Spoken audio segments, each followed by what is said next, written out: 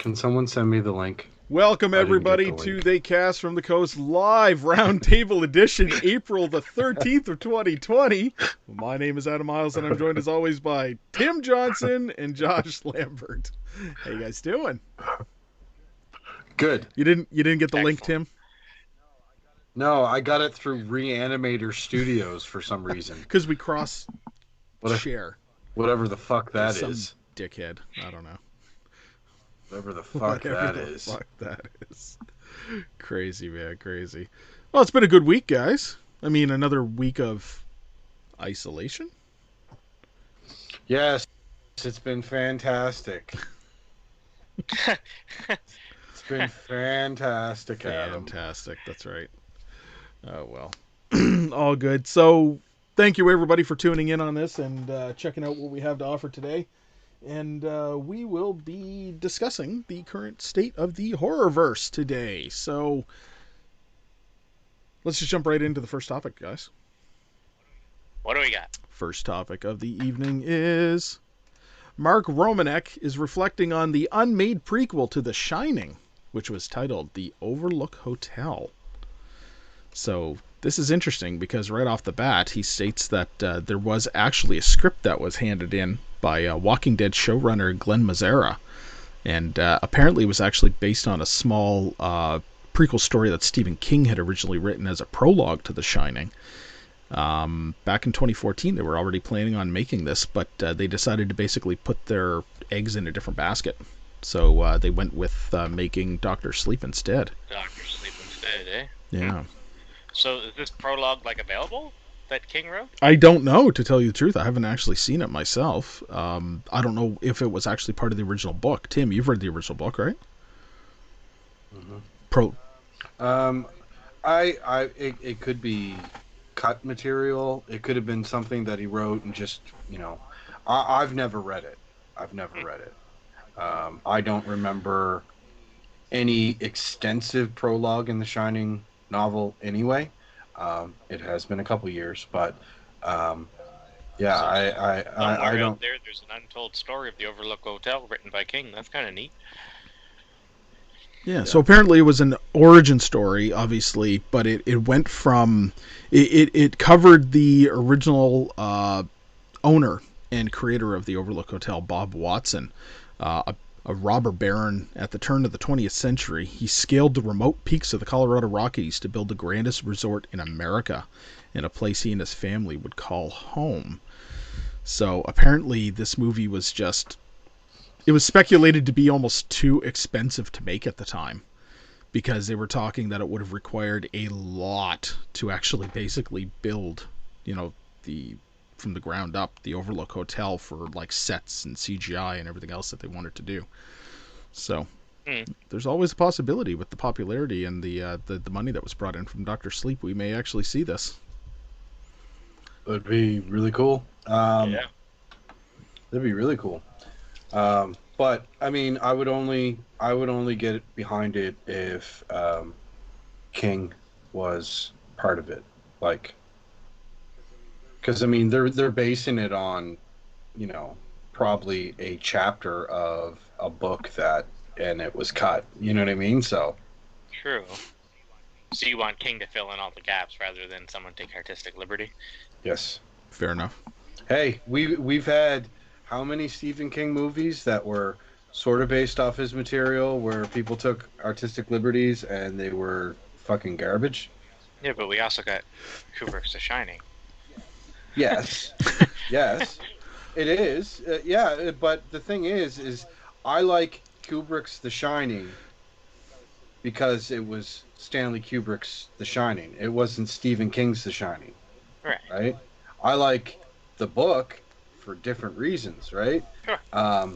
That's one of the very few times that I prefer the movie over the book. Okay. No, I mean, interestingly enough, I mean, it's great that way, and I mean, I love the fact, and we talked about this before in our review episode, that when they did Doctor Sleep, they really paid homage to the book and Kubrick's The Shining. At the same time, yeah, It was awesome. beautiful the way that they did it, because really, horror fans have a place in their heart for Kubrick's The Shining, plus the original book. So, you know. Yeah. All right, cool. But moving on to the next topic already, we have more Stephen King news. Here we have. What? Yes. 2 Stephen King topics in one fucking episode. Gary Dauberman is Gary Busey. You're gonna make me fuck up tonight, aren't you? Gary Dauberman is set to direct a new James Wan produced remake of Salem's Lot, which we just reviewed. Which I hope is fucking awesome. Well, they have the ability now to take it to a whole other level. I mean, instead of taking this as much as it's, you know, loved by fans, you know, all over, taking this made for TV movie and making it badass. Like, they could really do something dark and gritty with this. Who would they get to play the antique dealer? I don't know. Who could you see in that role? Oh no. Oh, the fucking guy from Third Rock from the Sun and Dexter. I so thought you were Nick Solomon. John Lithgow? I so thought you were gonna say fucking John Lithgow? Yeah, him. I thought you were gonna say Gary Busey. No. I swear to God, I thought you were gonna be like, wanna know who could play that role? Gary fucking Busey. Yeah, John Lithgow would do a good job. John Lithgow does a great job at everything he does. I love that guy. He Yeah. does. Hey, you know what? It should be him and Gary Busey. They should And both- you know what? It would be kind of cool, because then there would be yet another Stephen King adaptation remake that he was in, because he was just in Pet Sematary. True. And he was actually probably, in my opinion, the best part of the remake of Pet Sematary. His character was great, the way that he played it. You know, it didn't take away from Fred Gwynn's original version of the character. It was perfect in his own way. I was really worried because that was my favorite character in that movie too. And then when I saw it was Lithgow, I was like, all right, we're in good hands. Absolutely. And yeah, he's, I mean, like you said, Dexter. That was breakout, you know, in the horror genre, so to speak, for him, right? He was freaking creepy as shit as that killer. Oh yeah. Yeah. So, okay. Was he though? He was. I thought he really was, man. So Gary Dauberman is apparently he was producer behind like It, The Nun, Annabelle Comes Home. So he's been attached to a lot of like the Conjuring universe as it was. So he's writing the script right now, and they want him to also direct.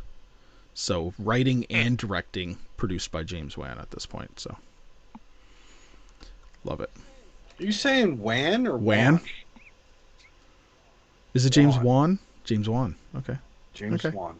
James Wan. I love Adam's take on words sometimes.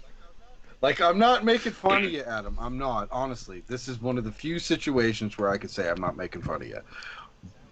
Sounds like No. It's all in my tone. It's all in my tone. I'm not. But I love how Adam says certain words. Yes. okay. Yeah. And this is one of those. And I can't wait for the next time. I can't wait for the next time. Okay. Fine. Moving on to the next topic, gentlemen. We have Tim gets kicked off the show. David Bruckner is being tagged right now to remake Hellraiser. So Remake or reboot? remake is the word that they're using. They're not saying reboot, they're saying remake. Remake. Yeah, so it's not like it's going to be a soft reboot or, you know, a reboot in general. They're flat out saying remake. So they want to go back, by the sounds of it, I know to Hellbound Tim Heart. has no time at all for this series. What? I said Tim has no time at all for the Hellraiser series ever since No. Doug Bradley left. No. But the thing is if they cast someone really good as Pinhead, and they're not trying to tote it as the same, this is the same character. Like, kind of what they did with, you know, the 2017 It. Like, I So embrace. completely revamp, you mean?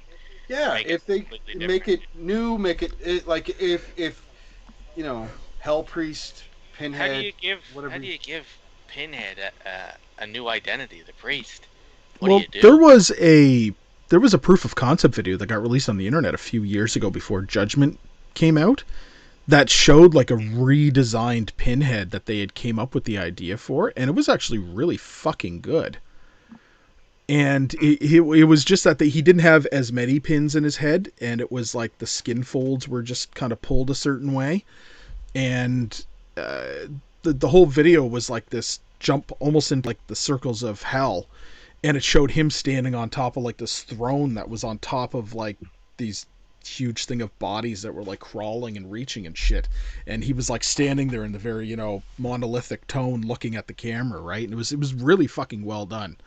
And it's one of those things that like they could very well do it right, especially if they went back to that kind of a mindset, which is what they wanted to do around the time of Judgment.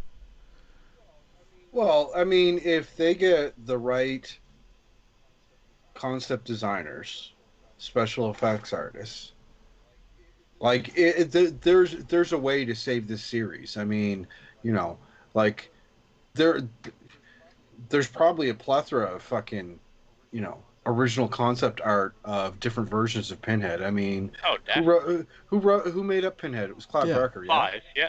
Yeah, I'm sure Clive Barker has his He's an how artist. he Like he how has. he yeah, Yeah. he used one of his ideas. Yeah. You know Like what I he's mean? a legitimate artist that paints, so I can only Yeah, no, I imagine know. he has fucking thousands and thousands of concept arts for all of his characters, I would think. Yeah, I'd like to see some of the original concept art that he probably did have for the Hell Priest, because there's probably some Yeah. fucking gold in there. Oh, Oh definitely. man, it's crazy. But you know what? I hope that they do. Like the first Hellraiser movie wasn't far off from the Hellbound Heart, like the original book, but the Hellbound Heart itself was only like 80 pages. Like it's very small. It's a novella. So, you know, you could tell that they really expanded it. And a lot of people always said that the first movie was kind of a little bit slow burn. But yeah, did you ever read the fucking novel? Even the novella was a bit of a slow burn. They really dragged it out. But Honestly, if they did a reimagining of Hellraiser and took Hellraiser and Hellraiser 2 and took the best points from both of those movies and actually had the Hell Priest as a main antagonist for the film, I think this reimagining of Hellraiser would be amazing. yeah. I don't disagree. I'd be kind of curious to see what they end up doing with him, because I actually really liked the last one. Oh, so did I. I really enjoyed the Judgment, because it was a breath of fresh air from the previous like 3. Especially the What did Josh say? Tim has no time. Tim has no I time. know. Well, the last 3 were fucking not even Hellraiser movies. They were just other movies that they bought and added Hellraiser to keep their trademark. Yeah. Like this one was actually written as a Hellraiser movie. Yeah, and actually the guy who ended up actually writing and directing it had actually written an original short, and the short's on the internet, having to do in the Hellraiser universe with the Judgment character, the one that's at the typewriter writing everything up. There is a short based on that character from the Hellraiser universe that he wrote and directed, which became the original concept for what this movie would be, and that's how he pitched it. So it was all intended for the universe to be part of it. So that's pretty cool. Nice. Okay. All right. There's enough time on Hellraiser before Nice. Tim loses his mind. Nice. Next topic, gentlemen. FEDE Alvarez is to direct 16 States, a pandemic-themed zombie horror from Lionsgate. So he is Cool. he's basically attached to just jump right on board of that already. And that's Excited. not the same thing as 50 States, which was the other No, one that Raimi was Sam directing. Raimi, 50 States, the one for Quibi or Kibi or whatever the fuck it's called, which I'm not on board on that because I was looking into it a little bit more after we had talked about it before. Apparently they're all like extremely short films, like we're talking at just like a couple of minutes each, and they're intended only to be watched on your phone. So they're filmed, the whole Quibi thing or whatever. If you look it up, it's all horror, supposed to be original shit, but it's all short stuff, and it's all meant to be watched on your phone. So it doesn't look like they're producing any kind of apps for it, or Android apps, for your TV. It'll all be like small. So yeah. So apparently 16 states, the plot revolves around the pandemic. This time the zombies with the story of a mother trying to reach her family at the center of it. The project's being described as having shades of the Will Smith movie I Am Legend. Not necessarily a bad thing, but Fede Alvarez, we can always do with some more shit that he produces. I do enjoy him. Yeah. So, pandemic-themed zombie horror. Not to be confused with the pandemic-themed zombie horror which just came out, Corona Zombies from Full Moon Entertainment. Is that out is already? So, you can actually... Look how excited he is. There was a whole thing that Chris Alexander had written on it, where it was basically written, produced, directed, and released all within like a month. 15 days? Like less than a month. It was a shitstorm getting it out. But apparently you can go to like the Full Moon Entertainment Facebook site, and they got like a code where you can get like the first 30 days of their service for like $3. And it's like on the service right now. So for like $3 you can watch like any Full Moon movie you want for like a full month plus the new one. And for $4.99 you can get a VPN and watch them all for eternity. All right, moving on to the next topic of conversation, Josh.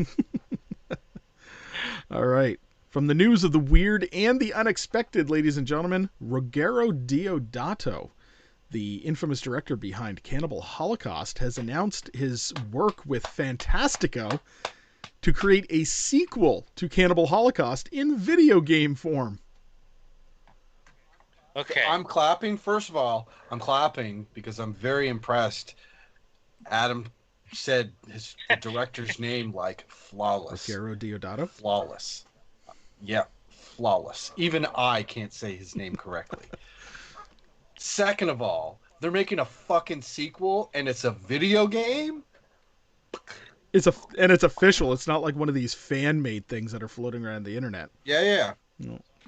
So I've never seen Cannibal Holocaust. I know it's like the notorious video nasty that was banned in like every theater ever. And it's considered one of the most gruesome films and, quote, horrific films ever made. Well, okay, so I'm not going to speak for Adam, but I'm not going to make fun of you for not seeing this movie. A lot of people haven't. No, it's pretty fucking underground. Like it is. I think I've seen worse fucking documentaries. Like that's just it. It's set up like a documentary, isn't it? Like people go to this like island full of half and half. Like the movie is kind of like it's considered as one of the original found footage films because it's a movie that has a whole bunch of footage that was found showing the aftermath of this group of filmmakers when they went into the Green Inferno. And the effects were so good at the time that people thought they actually killed people. Yeah. The actors actually had to show up to court to basically prove that the director did not murder these people for the movie. Isn't there actually something going on that I don't know? Because I remember watching a documentary on it, but wasn't it something like they actually hurt animals? They did. Though? I believe so. Like that was it was really, really graphic when it came to the special effects for the humans, but they straight up killed animals. And I think isn't that because like they were real tribes people and they were hunting and all that kind of stuff? It is. But... So there was a couple of scenes where they actually murdered animals on screen, like for the purpose of the movie. But their defense against the Cruelty Against Animal Act was that they filmed it as the actors doing it, but the animals were fed to the tribe that was housing them and helping them during the filming of the movie. So it's not like they just killed the animals for the sake of killing the animals. They were actually, Right. it was food for the tribe. It's just they filmed the actors basically being involved in certain ways with this. Right. So it's still, it's pretty rough. I mean, yeah, as an animal lover, it's probably some of the more disturbing shit that you'll ever see. It is some of the scenes that even I go, a little unnecessary and shit. And I never shit on anybody, just like Tim said, for not seeing this movie, because it does push that boundary. But it isn't, oh, this is the grossest movie ever made. That's not what pushes the boundary. It's the realism behind this movie, and with the animal deaths. Right. Like when it was released, people thought it was real, like to a degree that. Yeah. Well, just picture it like how people thought the Blair Witch was real when it first came out. Well, stupid people. Yeah, or it's like the guinea pig movies from Japan. They were there was that whole situation with the video nasties where Charlie Sheen had actually obtained a copy of Guinea Pig Flowers of Flesh and Blood or something like it was one of the original ones, and he seen it and he thought he was watching a snuff film, and he called and he actually submitted it to the FBI and they fucking investigated it and shit, and the director had to prove once again, just like Ruggero Deodato, that the actress who was in the movie was still alive. Fuck, wouldn't it suck if she got hit by a bus? Wouldn't that be a rough one? That would be a rough one. So I mean, once again, this is not exactly, everybody's. So how does this translate into video game is the real question, I guess. It's probably going to be, if I had to guess, something along the lines of, another team going into the Green Inferno. Hopefully they keep it, retro, so it looks like it's still back in the 70s. It'd be good as a VR game. Oh, that'd be crazy. Can you imagine running away from cannibals and shit in VR? That's what I'm thinking. Like if you're a film crew and it's through the eye of the camera, and it's first person. Josh, you are a genius. They better be doing that. I also kind of got vibes from reading about this a little bit. Did you guys ever see anything or ever play that game, The Forest?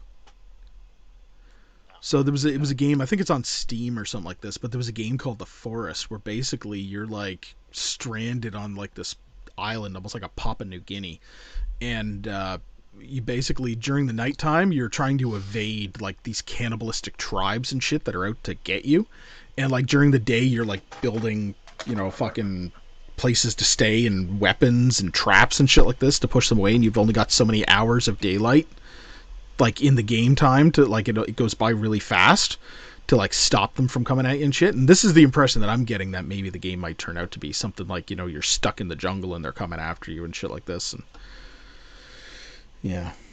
Well, okay. Weird. But, I mean, that's, like I said, it's just news of the weird and unexpected, so, But, pretty cool. All the power. We'll see it when it comes out, so. Next news is somewhat unfortunate, though. Dieter Laser from the Human Centipede has died at 78 years old. He was weird. Very creepy.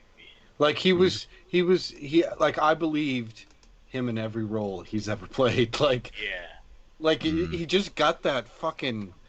He was creepy as fuck. Yeah, he was definitely a crazy guy, and you know what? I don't think I've seen more than a handful. You picked a fantastic picture to post on. Thank you. Yeah, it's really good. Well, it shows the two things that everybody would really know him for: that really crazy look in his fucking eyes, and the Human Centipede blasting across him, right? Yeah, it's a really good picture. Yeah, I mean, I believe that this man could have a human centipede in his basement. Fuck yes. Oh my god, yes. Yeah, this is the kind of guy that probably would have, if you were to look at him this way. But I mean, I'll admit, the Human Centipede movies were those one and done for me. I watched them and. Oh man, the second one is so fucking uncomfortable. Oh my god, when the thing with the baby at the end, I was like, this. Oh, when he fucking steps on the gas. Dumb. Yeah. I turned it off. The first one, it was hey, you're trying to be edgy and different and gross, and I got it. I get what you're trying to do. Cool. Like Adam, one and done. But then the second one, it was it was trying to go above and beyond just to. Very uncomfortable. Buddy yanking his bird with sandpaper. It was dumb. Very uncomfortable. Yanking his bird with sandpaper. But then, like in terms of if I liked, Just give me a minute to laugh at that before we move on. Okay? He said it so matter of fact, yanking his bird with sandpaper. Okay? All right. Proceed. All right, Tim's got it. But in terms of how well the movies were made and what they were, it's the second one's like the lowest on the totem pole, even for me. Like the first one was edgy and okay. I really liked the first one. The third one was a good follow up kind of to the first one, you know what I mean? Like it really, the full sequence, it kind of took it that step farther, but it kind of took it in terms of almost, it really more expanded on the story of the first one, whereas the second one was just... The cheese factor was pretty high in the third one. The cheese factor was high, which is not always a bad thing, and we talk about that quite often, right? But the second one really, they tried to go a little, and it was black and white. It was like artistic and... It was weird. Yeah, it was weird. It was really weird. It was as weird as somebody, with fuck, I can't even say it. Say it. Say it. Just say it. Say it. No. You'll feel better if you say it. No, I don't want to say it now. How did he die? I wasn't paying attention. He passed away. I think he just passed away of just... It doesn't really say. I think he's just, he passed in his sleep type of thing. Like probably murdered by his human centipede out in the basement. Yeah. Wow. Really good actor, though. You know what? I was convinced by him. He was good. So, He always played an excellent evil genius, evil scientist, evil German, evil. That he did. All right. So the next topic, gentlemen, is something that I'm putting out here because it's something that I like to kind of bring up as a small part of the show every now and then. Ladies and gentlemen, tonight I'd like to present to you... Oh my God, what are you going to do? I'd like to present to you Rated S for shit! Okay. Ladies and gentlemen, today I had the very, very unfortunate time of watching a trailer that somebody basically suggested to me for a movie saying, this looks like it's going to be great, support Canadian, etc., etc., etc. Put him on blast. No, never mind. I'm not going to name this person. They're just on a random forum anyway. You know who you are. You know. So it was for a movie that they promoted the name. It was called Was I Really Kidnapped? Okay, right off the bat, I was like, oh, interesting. Was I really kidnapped? Apparently some sort of a horror mystery thriller having to do with a kidnapped victim that, was tortured and all this kind of shit. It stars Michelle Milot, who plays Katie in Letterkenny. Okay. So right off the bat, I was like, Canadian support. I think she's a cool actress in the show. I like all the crew from Letterkenny and everything else. I was okay, thriller, mixing two good things. The reason why, and I haven't actually seen the movie, by the way, the reason why I'm giving this movie a rated S for shit is because I don't need to see the fucking movie. After I watched the trailer, it's literally like 3 minutes long of every point that you will ever see that this fucking movie tries to make. The movie, the trailer, talks about the general purpose of the movie. Girl is kidnapped. Talks about the fact that she's got some sort of a mental disorder ever since she was young, that she makes things up in her mind as she goes. So it could very well have never happened. And then it actually reveals in the fucking trailer that's the person who actually fucking kidnapped her. So it goes to mystery who kidnapped me. Oh, she could have been making this up in her head. To here's the actual fucking person who kidnapped her and why they kidnapped her in the fucking trailer. Why do you feel the need? I'm going to put this out there to fucking people who are editing movie trailers and doing any form of edits for movies. Why do you feel the need to fucking reveal everything in a trailer? You are the fucking reason why people like Josh refuse to watch fucking trailers to begin with. I'm just going to say that. It's like, you wouldn't have this problem if you just didn't watch trailers. Exactly. You make me want to follow in Josh's footsteps and not watch the fucking trailers. You make me sick. You make me sick. And not only that, this movie really does not seem to have its fucking act together to begin with, because when I log in and I look at the trailer, it's called Was I Really Kidnapped? I went to IMDb. The name of the movie on IMDb is called Gone. Simple one-word fucking title. But the poster on IMDb says The Alleged Abduction? Like a fucking upwards inflection? So here we go. 3 different fucking titles for the movie, mixed with every fucking plot point that the movie proceeds to give, all revealed in the fucking trailer. So there's no fucking surprise. Why would I want to fucking pay to see this movie to begin with? And the actual trailer was garbage anyway, so like I have no fucking hope for this movie. But it should have been about 30 seconds long, said one fucking plot point to the movie, and moved the fuck on. So guess what? Due to the fucking bullshit that was produced by the editor of the trailer, you have lost all my respect for this movie. I don't care who the fuck you are that directed this movie and who the fuck produced this movie. I will probably never ever pay money to see this movie. And I will probably never pay even time to see this fucking movie. So, Was I Really Kidnapped? Gone. The Alleged Abduction. Whatever the fuck your name is. I rate you, without ever actually having seen you, rated S for shit! So, thank you. With that being said, Adam, how do you really feel?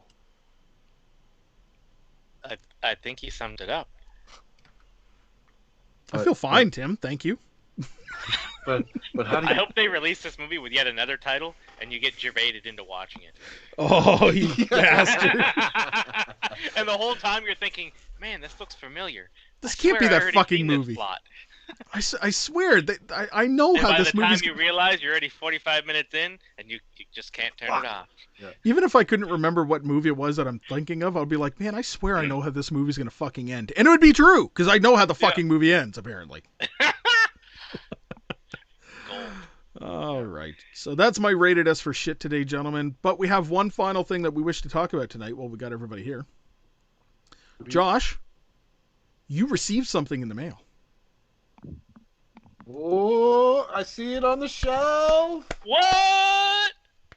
Josh Crazy finally received the Evil Dead 2 board game that he fucking paid. Oh, that box art is gorgeous. That box is gorgeous, man. It totally reminds me of my fucking cover for my fucking tablet. You asshole. It is. I honestly can't thank Jasco Games enough at this point. That after 4 years of waiting, How much money? Probably close to $1,000 Canadian for all the things. Mind you, they weren't able to produce all the expansions that were promised. There was going to be Ash versus Hitler and Ash versus Freddy versus Jason, like all these expansions that were planned, that were paid into, that they couldn't produce, obviously. But with that being said, I got the base game with this beautiful slipcover. Okay, by the way, everybody, we are on... Oh, that's amazing. This is Josh officially unboxing it for everybody who's watching right now, by the way. Correct. Before anyone in America can get this game. Just us Canadians and a couple Australians. There's only like probably a couple dozen that are out there right now. This might be the first unboxing. So we got a nice rule book here, with the artwork for the Book of Again, the Dead. Amazing. Yeah. It totally reminds me of this. We've got a little ad for Jasco Games and a new game they're producing, the Buffy the Vampire Slayer card game or board game. Cool. If you're into that. We got a couple pages of tokens, but fun thing, if you were an original backer, you got the extras pack, which takes all those tokens and gives you 3D rendered minis for the game. So you don't need your stupid little flat tokens. Nice. So you can basically keep those unpunched and keep them in the box. We've got a very large board, which details the entire layout of the cabin. Oh, Accurate. yes. An accurate, detailed blueprint of the cabin. I think that's probably the first time we've seen this. I watched a video where they were stopping frame by frame, measuring the panels on the wall to ensure they had accuracy. Wow. I'm impressed.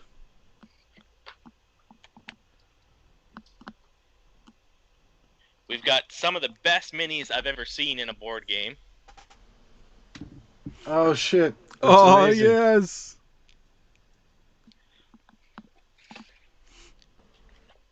Are you gonna paint them? Yes, definitely, yeah. Excellent. Oh, yeah. Yeah, there's Henrietta. We've got all the main characters from Evil Dead 2. And again, the mini detail is very nice. I can almost hear you crying, Josh. Right? After so long. And we've got the infamous, what they call Combat Ash. So this is the one mini that some people actually got from their original back. So they did ship this out to some people already. So some people that backed that were in the States actually got a copy of that mini. Just the mini? That was it? Just the little mini of Ash. That was like the Kickstarter if you were one of the first 100 or whatever backers. They sent you that as like a teaser. And then they just ditched town with everyone's money. That's greasy. So greasy. But yeah, Sean Barry, you're a piece of shit. I hope you get Corona done. Wow. Wow. Oh, so that's Josh, beautiful. tell me how you really feel. But yeah, I honestly can't get over the detail of the minis. Like even on Applehead here, like that is insane. That's badass. That's Games Workshop quality of miniature. Now they're just plastic, yeah? Yeah, it's just a plastic cast. I thought they would be resin or something, but it is just a plastic cast. So they injected molded on them, I would think. Amazing. But I'm happy. I've got something after 4 years of waiting and following the Facebook page Hold Space Goat accountable. So shout out to them and to Jasco Games for actually not being pieces of literal human garbage and not only picking up where they left off, but looking out for the people that originally backed it. They could have easily said, okay, we're producing this game. We acquired some of the assets. If original backers would like to come in, go for it. But they gave me all of this for like $19 shipping. And they didn't have to. They had no obligation to me or any other backers. They just decided to do what was right because it sounds like they're fans themselves. Yeah.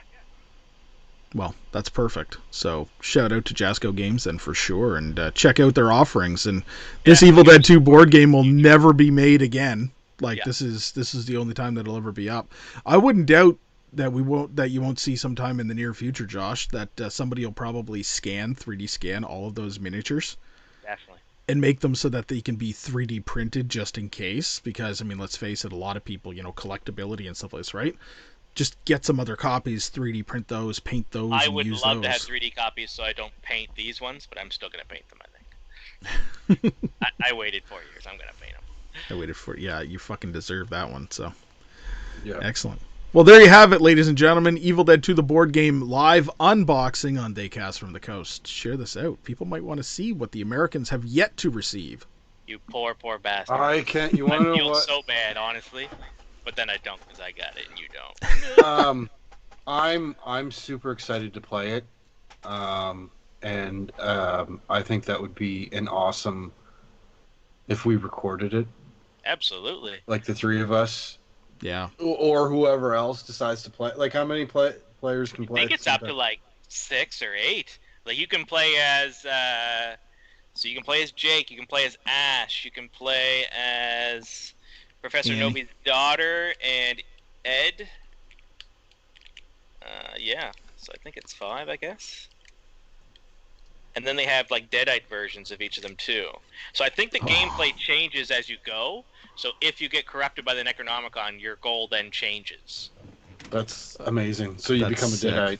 Yeah, so you become a Deadite if, I don't know, something happens throughout the game. I haven't actually read the rules yet. But I can tell you the minis are on point. There's even a little Ash's hand. Oh. Perfect. That's great. Well, this is great. Josh is happy. Everybody's happy. Very. I'm happy. I'm happy for Josh. I'm fucking ecstatic for Josh at this point, man, and I can't wait to get together and play this game. We'll definitely have to do a recorded scenario when we get together. So this game is not rated S for shit. However, fucking It's rated fucking awesome miniatures at nothing else. I mean, the gameplay itself can be absolutely horrible, but the miniatures themselves are on point. And what I would actually like to see is, because a lot of the expansions assets already exist, someone to take those rules and create additional expansions. So I want to see the Ash versus Hitler, the Ash versus Army of Darkness, the Ash versus Freddy Krueger versus Jason, whatever. And like you said, with 3D printing, those miniatures can be produced. I'm not going to say easily, but if you guys know how, they could be done pretty easily. Yeah, there's so many talented people out there doing 3D sculpts and stuff. Yeah, absolutely. No, it could happen. Absolutely. All right, gentlemen. Open table. Anything else you guys want to throw out there that we haven't discussed about tonight? No. No, I'm good. The only I haven't done any horror stuff this week. Oh well, I played and beat The Last of Us. Yes, you played and beat The Last of Us again. Yeah. Like, how many times is that now? I think since 2013, I've played and beat it exactly 4 times. But this was the first time I played it from start to finish, where I got everything. So I got all the artifacts, and I got all the comic books, and I got, in every level I tried to get every single, building material, so I could, make my first aid kit, my shivs, and all that kind of stuff. Like, I literally, if you could get it, I got it. So that was the first time that I did that, and I was so excited, because the way I had it planned and timed of when I was going to actually play, when I finally finished it and beat it, I would have been able to play part 2. Nice. But because of coronavirus, it got postponed, and I feel Josh is one-upping me with my conversation, showing his little things. Josh is showing us little things. Yeah, I'm kind of bummed out because I can't play it yet. Yeah. I bought Resident Evil 3, but haven't really gotten into it yet. Just played for like 20 minutes one day. Nice. I haven't invested into the new Resident Evil remakes yet. They're good. They're fucking hard. So if you suck at video games, don't do it, because yeah, it's a lot fucking harder than what I remember on the PlayStation. Either that, or I've just gotten really bad at video games. That happens too. I remember I was playing the part 3 demo, and I was like, man, this game is unfucking forgiving. Yeah. Pain. Well, I find Resident Evil games have always been like that anyway. I used to be able to run RE2 in like an hour and a half. Yeah. Yeah, we used to do speed runs of that one too. That was my favorite game. Yeah. Yeah. Great. No, I plan on. I've been putting off getting the remakes, like all 3 of them. But like I've seen stuff for part 3, and it looks great. And like I said, after destroying Resident Evil 7, like I beat it and then played it immediately again in VR. And like I said, to this day, right now, it's the most horrific horror experience of my life. RE3 starts with a first-person perspective. I don't know if there's a VR mode later that you can unlock or something, but it's weird. It starts with a first-person perspective as Jill Valentine, and then it's only like 5 minutes, and then you're back to third person. It's funny, in the chat right now, my brother's telling me to fucking buy it because it's $20. Okay, Sean. Okay, I'll get it. Fine, I'll spend more money. God. Nice. All right, gentlemen. Well, with that, I think it's time for us to call it off for the night, and that has been a good discussion of the current current state of the horrorverse. So thank you, everybody, for tuning in and checking us out on Facebook for our Facebook Live. And this episode will go up on YouTube a little bit later, as well as be available on all of the major platforms that we produce our podcast on. That includes Spotify, iTunes, and Google Play. And by the way, we're on Patreon. Don't know if you know this or not, but open up your hearts and your wallets. Join up and be a patron of Theycast from the Coast today. And until next time, Tim. Stay spooky. Wash your hands. Wash your fucking hands. Josh. Shop smart. Shop Jasco Games. Ooh, I like that. You know. All right. Thanks, everybody, for tuning in once again. Like and share and subscribe. And until next time, see you later. Good night.